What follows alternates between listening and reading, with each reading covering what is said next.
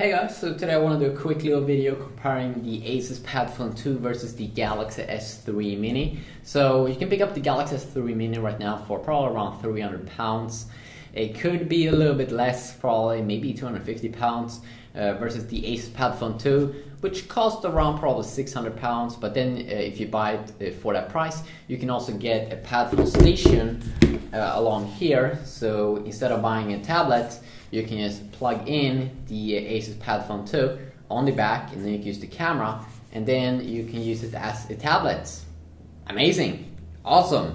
And then it has that 5000 milliamp battery that you get inside of the PadFone. So I want to do a quick little review here, a quick look. So it's almost twice the price for the PadFone 2, but then you can get the PadFone station. Then you don't have to buy a tablet if you were planning on buying a tablet. Okay, so I want to fire up Antutu first here so we can check out the score here and do some quick benchmarking. Okay, so let's do a new benchmark here.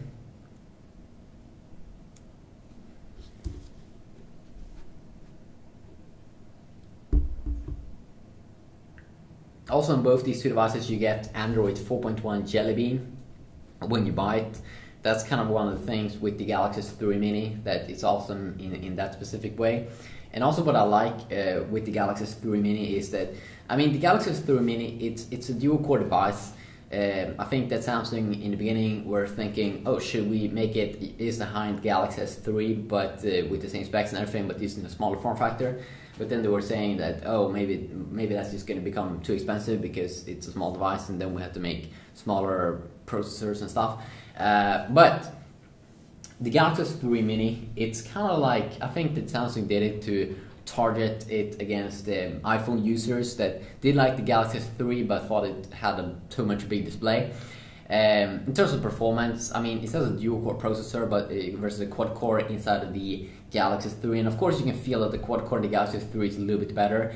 But in terms of switching pages and stuff inside of the Galaxy S3 Mini versus a Galaxy S3, there's really no big deal right now with latest version of Android 4.1 Jelly Bean, which is making the performance be amazing because that's the product butter, which is making the animations like be at 60 frames per second even on dual core devices.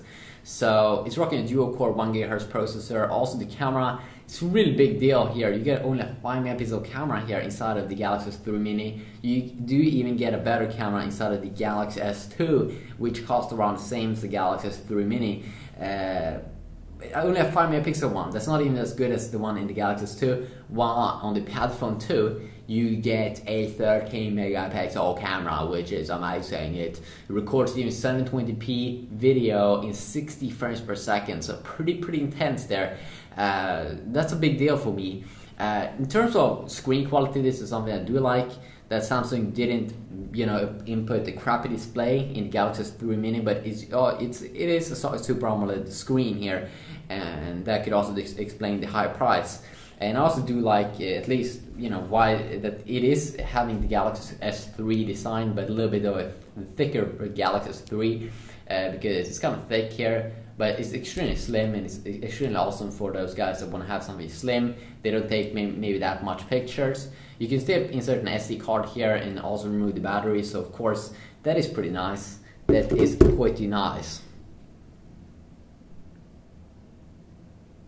And also gaming experience is actually better than many high-end GPUs because it's rocking the Mali 400 GPU. Not the same as you get in the Galaxy S2, a little bit more of a, it's only the Mali 400 and not the Mali 400 MP, the multi-processor GPU that you get in the Galaxy S2, but still play games like GTA Vice City and GTA 3 at a pretty decent FPS, maybe like 22 or something. I mean, you can definitely play the games, and this micro lag that you do get with the device, I think actually that you can get used to it and not have that of a horrible experience with it.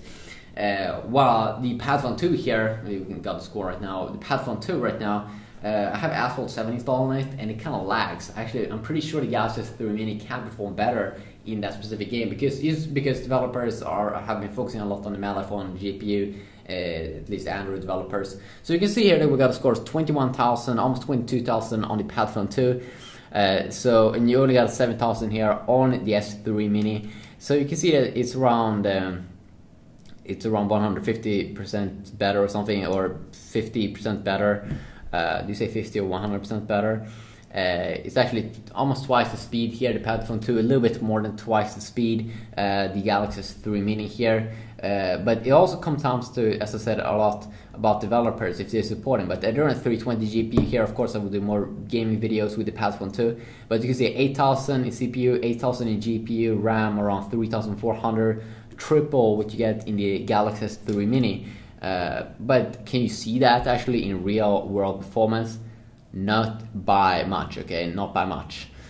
So that's, of course, I find that pretty interesting.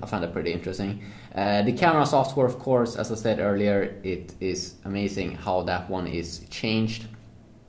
I mean, 30 megapixel versus 5 megapixel. The camera's a killer deal here. And also something with the AMOLED screen here on the PadFone 2. It's amazing. Or I mean, the AMOLED screen here on the Galaxy S3 Mini, it's not as good. It's not good to display white colors in reading. And this AMOLED screen, of course, that's the same as you would get in the Galaxy Note or Galaxy S3. You can see here that the Super IPS Plus display, Super IPS Plus LCD is screen here that you get in the PadFone 2 displays white color so much better, and black also looks probably a little bit better here, but it really looks weird here when you compare them side by side. White doesn't look white on the Galaxy S3 Mini here. It's pretty funny. But in terms of text crispness, you know, it's also better here on the PadFone 2, but probably should be because it's a little bit more expensive device. Also, when you go in and outside of apps, you can see that it takes a little bit longer there. So these, of course, this PadFone 2 should come in a 4G variant if you are in a place where they support that. It should be a 4G chip inside of this one, but I don't think there's a carrier in my country that supports the PadFone 2. So quick look there. I also think that in gaming, of course, both these displays are amazing, but in browsing and reading, I'm pretty sure the Super IPS displays will satisfy you more because white looks white inside of the PadFone 2. So pretty interesting. So quick look here at the Galaxy S3 Mini and the ASUS PadFone 2. A very quick look. This is not a full review, but just a quick little review here for those guys that just want to have a quick glance and quick look here. So yeah, hopefully you enjoyed this video, and hopefully I will see you all in the next one. Yeah, peace.